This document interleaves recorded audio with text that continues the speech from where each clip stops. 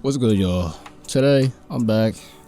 This video is actually really serious. It's really serious, and I'm actually gonna be spitting nothing but facts in this video. And there's not a single thing I'm about to say in this video that can be disputed, because, like I said, I'm going to be spitting facts. So, first things first, I'm going to need the Kyrie Irving slander to end today, not tomorrow, not an hour from now. Like right now, needs to stop.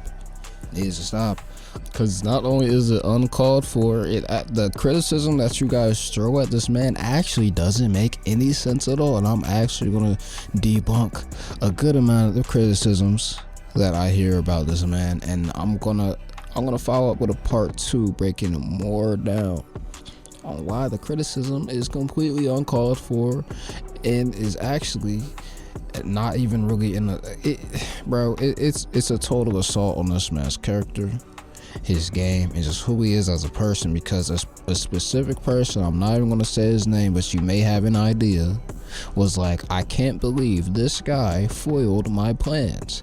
And if you notice, the media, there's 3 specific people that the media overblow everything they do and highlight everything they do and put a microscope on, and those 3 people just so happen to be the 3 people that foiled a specific man's plan. And that man, LeBron James.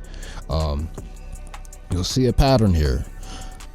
Kyrie Irving did not get any hate until he crossed LeBron James. Kawhi Leonard did not get any hate until LeBron thought he was coming to his team, but Kawhi was like, nah, I'm gonna go to the other LA team. In other words, he crossed LeBron James. Kevin Durant. There wasn't really much hate for Kevin Durant. It really wasn't. Even when he blew the 3-1 lead, wasn't really that much hate until Kevin Durant crossed LeBron James by joining a super team, which isn't okay because Kevin Durant's name isn't LeBron. Kevin Durant doesn't have a bunch of pawns in the media that are just going to say things that are going to make me happy. Because, like, the way it works is this: you got these people who are looking for job security, and if not job security, they're looking forward in the future. They're like, this guy is cemented in this sport. He is an extremely powerful person in this world. I'm going to get on TV daily and scratch his back, hoping he can scratch my back later. That is the mindset of a Nick Wright. That is the mindset of a Shannon Sharp. That is the mindset of a Colin Cowherd. And a lot of these people that's the mindset of a Kendrick Perkins. That's the mindset of a lot of these guys that are on air. They're like, this guy has money, power, influence. It's like when you're at high school and you're trying to be cool. You sit at the lunch table with the cool kids. That's what these people on TV are doing. And these people know how LeBron James is behind the scene. They know that he has a problem with these 3 individuals. So they get on air, and at any moment they see where they can take a jab at these 3 people who've actually done nothing but just played a game of basketball. Kyrie comes out and says stuff that, he says certain stuff sometimes that isn't really media friendly, but as far as his game goes, it's undeniable that this dude is a savage on the court. It's undeniable that his game is actually winning basketball. But the people that come on air daily and put out these talking points like, oh, Kyrie needs to pass the ball more. Kyrie, who is damn near 50% career shooter, needs to take less shots. Who else is shooting 50%, averaging like 28? Like, for example, we're going to fast forward to this year, but then we're going to take it way back, because we're going to go at the start of this. We're taking this all the way back.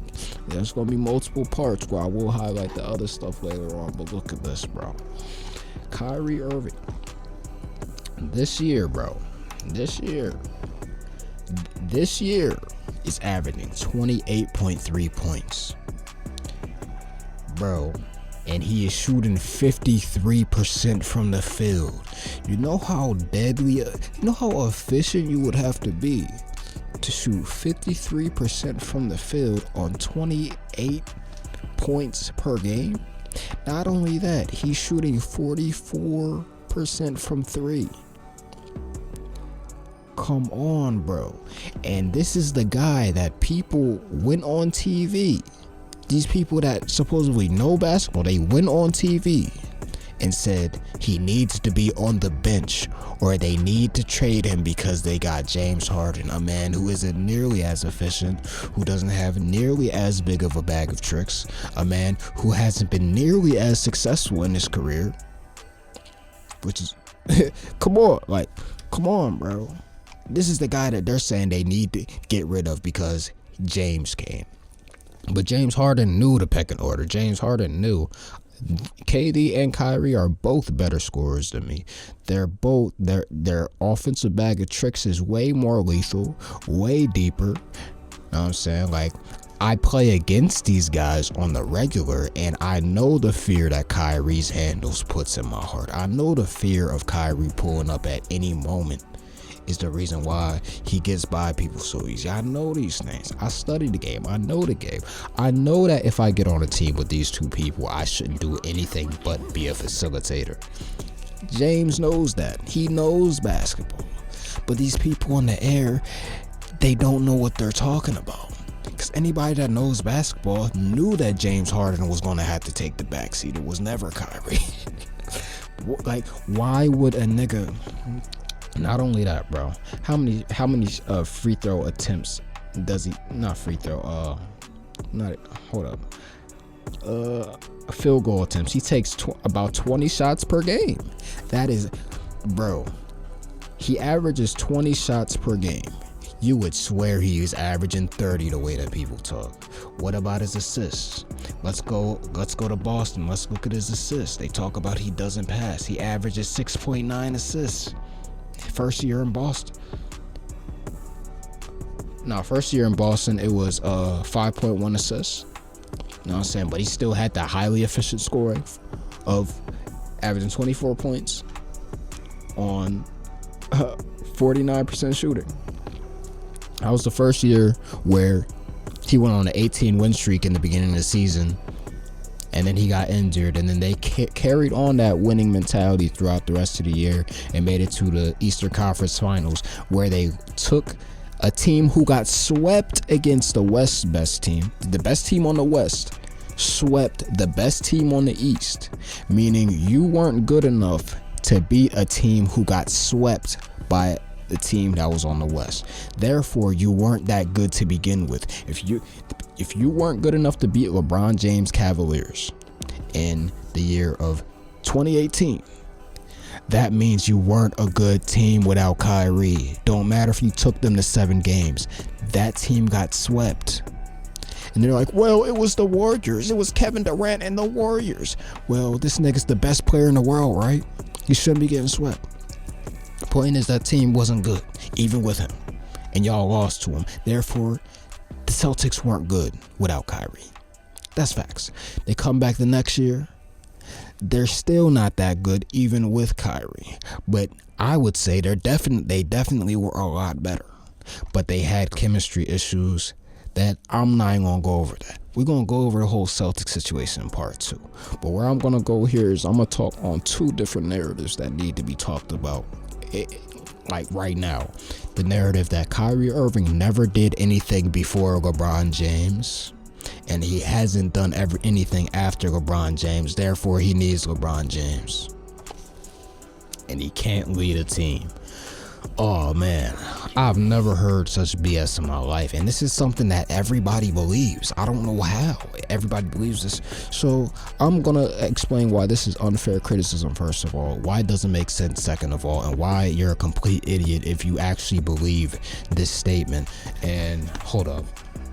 So look, bro, it's unfair criticism because we're gonna take it back to 2012 when Kyrie first joined the league, correct? 18 points per game, shooting 46% from the field, which is extremely good for a rookie. He did his job as coming in as a number 1 pick and being efficient and doing what a number 1 pick is supposed to do. But he's on a team, of course, a lottery team. So don't really expect much from a lottery team, but he did hit what he was supposed to do as a number 1 pick. Okay, he's shooting See, I have to go over all this. I'm sorry, but I just have to go over all this because I'm not trying to leave any room for y'all to come in and say stuff that don't make sense.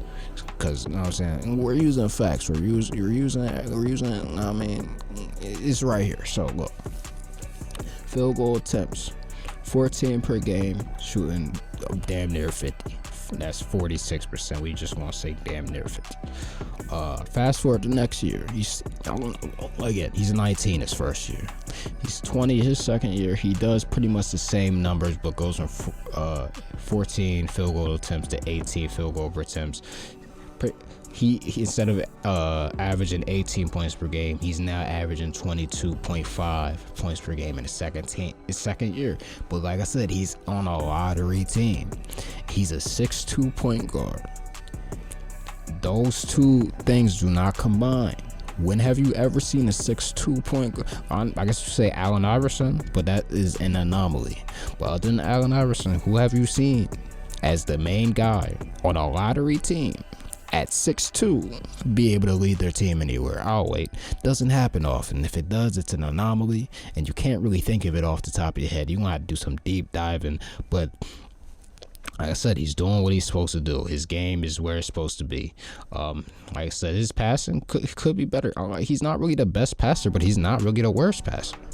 He's an overall good passer for the most part. His coaches have even been on record saying he's a good passer. If you actually watch his games, you'll see that he makes good passes, and he often is a good decision maker. It's just that he believes that all the time he can make any shot. All right, 21 next year, about the same stats. He goes down 2 points, but again, he's on a lottery team. He hasn't really done much to take him farther, but a lot of it has to do with the lineup, and a lot of it has to do with him being young. It's a combination of those two. Roster don't really got nobody. His second best player was Dion Waiters during these years, bro. Come on now, if all LeBron had was Dion Waiters, y'all niggas would be talking all day. Well, all he had was Dion Waiters. What do you expect? Nigga, you're the best player in the world. I expect victory. Anyways, 22. So he played 4 years without LeBron. So between the ages of 19 and 22, he did not have LeBron on his team. Okay. Actually, nah. He played 3 years with 3 years without LeBron, bro. LeBron came in 2014, 2015, I believe. Let me make sure.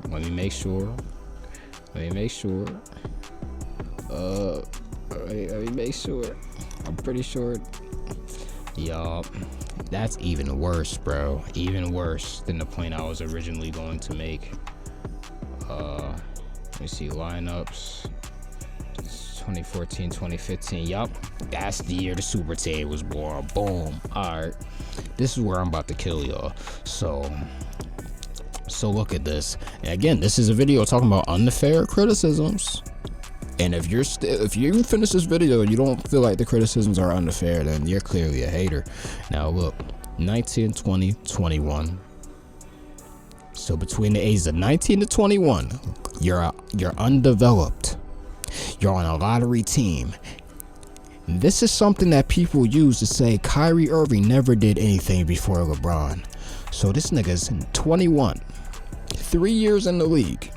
You're gonna hold that against him and use talking points like he never did anything before LeBron. And nigga, you probably could have put Kevin Durant. You probably could have put Kawhi Leonard on his team, or any other dominant wing guard.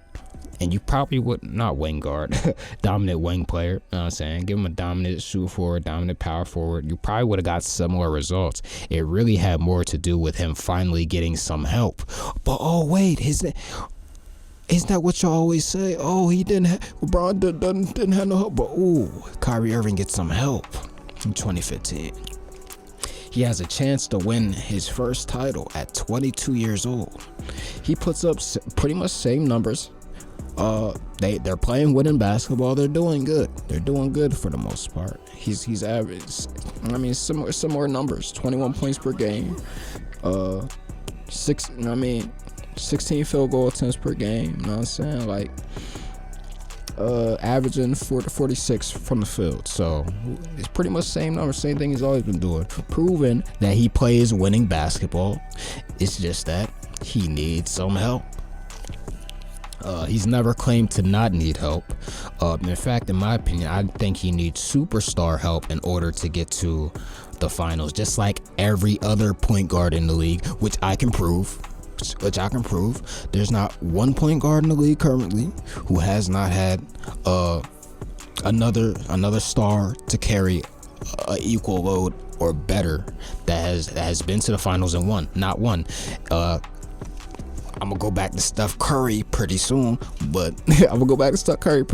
including him, because if in 2015, if Kevin Love and Kyrie played, Kyrie might have been an NBA champion at the age of 22. While if we go over to Steph Curry, 2014-2015 season, correct? Steph Curry was 26 years old. Kyrie was 22. And it's possible that Kyrie could have had his first shot for, you know what I mean? So like in reality, they got Kyrie and K-Love back the next year, and they realized, we're gonna get beat again if we come back with the same lineup. So that's when they went and got Kevin Durant. Steph Curry needed Kevin Durant. Oh, just like y'all say, Kyrie needed LeBron, when in reality, a point guard is going to need another star to carry the load along with them, because they are the point guard. The point guard cannot do it all by themselves. It's no point guard in the league ever, other than Kyrie, gets expected to do it all by themselves. Understand? And not only that, no point guard in the league has, bro. It's like Chris Paul, Damian Lillard, Russell Westbrook, John Wall. I could go on and on and on. Every single superstar or star point guard in the league, all the top 10 point guards in the league, have not been to the finals and won without another star right besides them. Most of the point guards in the league that have rings are not even the star point guards, because the star point guards are usually the leader of their team. And in today's NBA, you're most likely not going to be able to win the finals with the point guard of your team being, I could say he could be the best player, but he needs somebody on the team that's equal or a little bit under him or better. They're going to need that because they're playing the point. They're small players. They're like 6'2", 6'3". They're not going to be able to dominate and take over the game in the same way that a Kevin Durant at his height is able to do, or LeBron James sometimes is able to do. LeBron James isn't always able to take over because he does not have the skill set necessary to just straight up take over. He could do it sometimes, but it's more likely that somebody with the skill set of Kyrie Irving is able to, or Kevin Durant, or just like even Kawhi Leonard. They have skill sets that are capable, like, yo, give me the ball, I'm gonna take over. But look, damn, we talked a lot, so I'm about to, all right, so the next part I'm gonna talk about, so here the year, all right, 2016, he comes down. I mean, we all know what he did in 2016. They're down 3-1. Game 5, he drops 41 points. He's shooting like 17 of like he's on like 17 of like 23. That's incredible. That's one of the best playoff performances ever. And for the whole, and in the next game, game 6, he comes down, hits the shot. You know what I'm saying? So like, or was it game 7? I don't know. He hit the shot, bro. He hit the shot. So look, this man is 23 at that point. He's 23 at that point. He gets his first chip at 23. He puts on an MVP level performance. His performance was just as good as LeBron's in that season. Some people could argue it was better. Dude was on fire. He could not be stopped. He's 23. 23. Y'all niggas talking about this man was in 2016 Kyrie was the best Kyrie. Nigga, he was 23. He was not in his prime. He's not in his prime at 23. He's been in the, who has been, bro, how is a nigga in the league for 4 years and y'all is talking about at the 4-year mark that was his prime, bro? If that's not so, come on now. And then not only that, how is at the 4-year mark you're at your prime, but you put up better numbers every single year after that, but you're not in your prime in those years? If that ain't some hate, then I don't know what is. And then let's move on to the post Cleveland era. It's 2017. We not even gonna go into the whole LeBron stuff because it's too convoluted. I'll cover that in another video. But this is where the hate begins. This is where Kyrie Irving dribbles too much. Kyrie Irving can't lead a team. Kyrie Irving can't be the number one guy. Well, yeah, can't really be the number one guy as a point guard and win a championship. Nobody's really done it in this era, period. And even if you was the number one guy, you had a really solid pieces around you that was going to carry the weight evenly, or make it so that the defense can't just solely focus on you. Kyrie Irving did not have that in Boston. You had a rookie Jason Tatum in his first year. 2017-2018, Jason Tatum, he really started to emerge in the postseason of that year, but then he had a sophomore slump. That sophomore slump was blamed on Kyrie Irving, because the media was looking for anything they could to say, see, they play better without Kyrie. But that's when we go to 2017 Boston. Okay, he's averaging 24 points. A regular, 49% shooting. Ooh, but I thought, wait a minute, I thought 2016 Kyrie was his prime.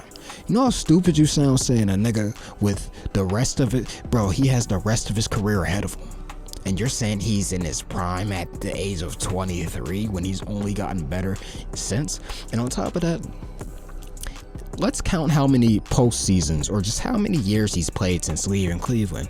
He was, all right, 2017-2018, he starts off the season, he has an 18 win streak. They're playing good basketball. Nobody's saying anything about Kyrie is this, Kyrie is that. Everybody's saying, yo, he's doing it. He's proving the haters wrong. He's snapping out there. Celtics fans were happy. Everybody was happy. 18 win streak, all that. He gets injured. He's playing his best basketball, 2017-2018. They get to the finals. Like I said, they conference finals, they lose to a LeBron James led team that got swept. So clearly that team wasn't good, and they lost to a team that wasn't good. Therefore, it don't matter if you got to game 7 against the Cavs in the Eastern Conference Finals. You lost to a team that got swept. So clearly y'all niggas is trash. It's trash. So they got a big head now because they went up a team that got swept in the next round and lost. So they all got a big head. The chemistry's all messed up. You got Terry Rozier. Yeah, I'm scary Terry now. I should be getting more minutes. Meanwhile, you got a nigga who averaged 30 in the finals at your position starting, so you're envious of this guy. You got Jason Tatum, who's been training the offseason with Kobe. Jason Tatum actually has huge respect for Kyrie's game. He looks up to him and all that stuff. He sees the greatness, so he's respecting the whole thing. But then you got people in the back. Then you got Jaylen Brown. You got Markieff Morris. You just got so many the same type of player. You reinsert Gordon Hayward into the lineup after he was injured. Gordon Hayward is playing like a bum the whole year. You just had so many problems, and the media is like, see, it's because Kyrie Irving, he dribbles too much. Oh, he messes up the chemistry. They play better without him.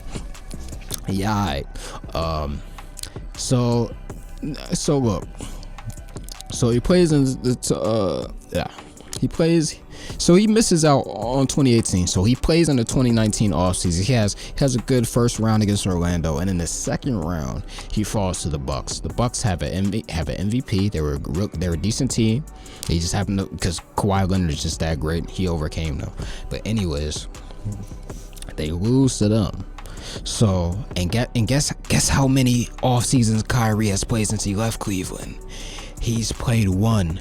You know how small of a sample size that is? The last playoff series that Kyrie Irving played in, he was 26 years old. Might have been turning 27 by then, but he was 26 years old. Imagine if we judge it's here. This is where I gotta get on Steph Curry. And this is all if you saying if this not making sense to you, you just don't you don't know how to think. Let's check out Steph Curry real quick, bro. Let's check out Steph Curry. I gotta do this. Let's check out Steph Curry at the age of 27. Steph Curry didn't achieve anything besides playoff exits until he was 26 years old. Kyrie, on the other hand, already had his first championship by 24, and he would have had his first possibly by 23. So he's already on track. He's already on track for having a legacy that could possibly surpass Steph, other than the fact that Steph changed the game. But so pretty much they're both at the age of 22. Kyrie is 22. Steph Curry is 26. So at 22, Kyrie Irving was evenly matched. 22 in his fourth year, Kyrie Irving was about evenly matched with Steph Curry, who's 26. The next year, he outshines him The next year, he outshines him. At 23 years old, Steph Curry is 27. So look at this. So Kyrie was 26 in Boston, correct? Steph Curry was 26 when he won his first championship, correct? He might have been 28 if Kyrie was injured when he got his first championship, when he got KD. But anyways, that's besides the point. What if at the age of 27, we just wrote off Steph Curry and was like, yup, he can't lead a team this. He's not this, he's not that. Oh, he lost in the first round this. He lost in the second round that.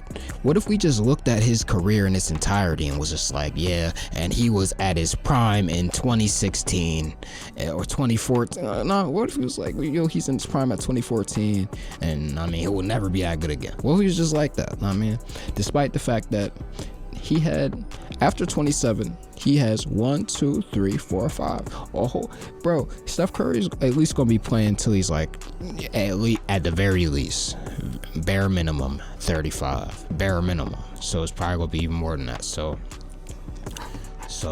with that being said, why I'm even talking about Steph Curry is y'all niggas. And then here goes just how to the unfair criticism of Kyrie Irving. It's completely unfair. Because y'all are judging a man who just turned 28, who missed 2 of the last 3 seasons, and y'all are saying things like he can't lead a team based off of 1 playoff run. Y'all are saying things like he can't do it without LeBron James based off of 1 playoff run. Y'all see you see how small of a sample size that is, bro? It's an extremely small sample size, and it's unfair to judge anybody off of a sample size that small. Like I said, the narrative of he can't do it without LeBron. He was 23 when LeBron joined him. You feel me? No, he's 22 when LeBron joined him. So how are you gonna use that small of a sample size to make your conclusion? Because there's plenty of greats that went on to do major things that have done absolutely nothing by the age of 22. Know who's 22 right now? Know who's 22 right now? I'm about to kill y'all right now. Know who's 22 right now? Ooh, he's actually 23. De'Aaron Fox.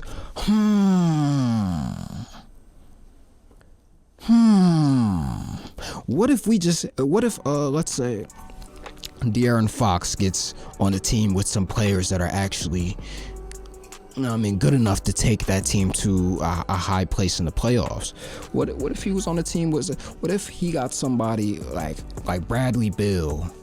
And I said, what if he got Bradley Beal and he got let's say Bradley Beal and Donovan Mitchell. Excuse me. And they start snapping and they get to the finals. Know what they're gonna say? Oh, he's always been a great player. He just needed more help on his team. He's on a lottery team in the first place. But guess who they don't say that with? Kyrie, they say stuff like he did nothing before he got LeBron and he did after. Both two extremely small sample sizes, and then people even got the nerve to say things like every team he plays on plays better without them. In 2015, when he got injured in the final and wasn't able to play in the finals and LeBron James lost, they didn't play better without him. When he left in the 2017-2018 season, the Cavs didn't play better without him. I'm pretty sure they would have got a good game or two off Golden State if they had him, but they didn't. So that's two situations where the team didn't play better without him. When the Nets got injured, he played like 10 games with the Nets, and where he still built chemistry, you know what I'm saying? But people still had the nerve to say things like people really still have the nerve to say things like the Nets are better without Kyrie. Yeah, first round exit, sure. Yeah, they are so much better. I mean, and the sample size was so big to the point where you can come to that conclusion. How many games did he play? How many games did he play, bro? I'm about to kill y'all real quick. How many games did he play in the 2018 season? These ads is in my way, bro. Stop seeing this ad. Oh, God. Hold on. I'm about to kill it, bro. I'm about to kill it. I really am. So, in the 2019-2020 season, he put up his regular numbers. He did his regular things. They had some losses, you know what I'm saying? But you didn't have enough time to integrate with the team. But people took that extremely small sample size. You notice a trend here, extremely small sample size, and held him to standards that nobody else is held to. And then all this links back to LeBron James. I'm telling you, because if you say that Kyrie is as good as he actually is, that takes credit away from LeBron's ring.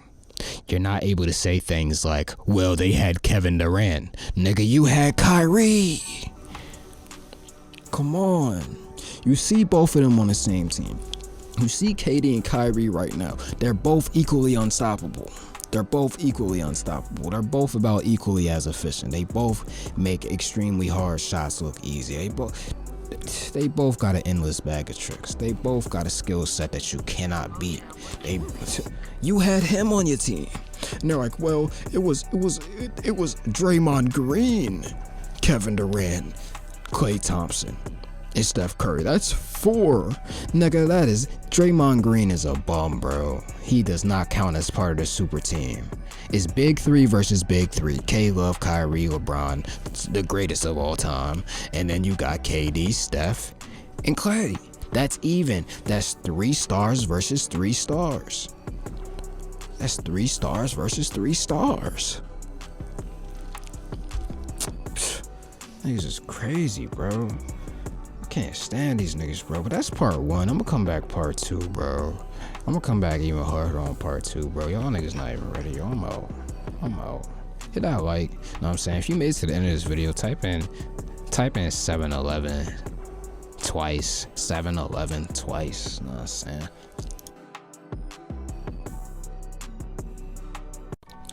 What's good, y'all? Today I'm back. This video is actually really serious. It's really serious, and I'm actually gonna be spitting nothing but facts in this video. And there's not a single thing I'm about to say in this video that can be disputed, because like I said, I'm going to be spitting facts. So first things first, I'm going to need the Kyrie Irving slander to end today, not tomorrow, not an hour from now. Like right now, needs to stop. Because not only is it uncalled for, the criticism that you guys throw at this man actually doesn't make any sense at all. And I'm actually going to debunk a good amount of the criticisms that I hear about this man, and I'm gonna follow up with a part 2 breaking it more down on why the criticism is completely uncalled for and is actually not even really it's a total assault on this man's character, his game, and just who he is as a person. Because a specific person, I'm not even going to say his name, but you may have an idea, was like, I can't believe this guy foiled my plans. And if you know